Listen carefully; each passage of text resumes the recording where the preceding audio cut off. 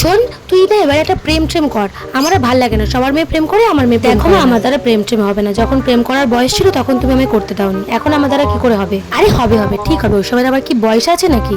বুঝলে মা, মামনি বলছিলেন আমাকে আজকে ওনাদের বাড়িতে যেতে, কারণ উনি আজকে চিকেন কষা বানিয়েছে, আর আমি তো চিকেন কষা খেতে ভালোবাসি, ওই জন্য ডেকেছি। ও, এখন থেকেই হবু শাশুড়ি মামনি হয়ে গেছে, আর নিজের মা শুধু মা।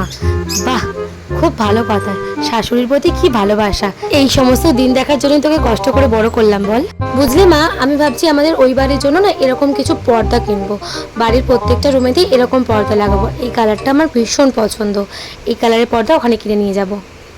ও আচ্ছা, এখনো যে বাড়িতে যাসনি সেই বাড়িতে কি পর্দা হবে সেটা নিয়ে মাতামাতি করছিস, আর যেখানে থাকছিস, খাচ্ছিস, পড়ছিস, বড় হচ্ছিস সেই বাড়ির জন্য তো হাতে করে কোনোদিনও একটা সুতোও কিনে নিয়ে আসিস নি।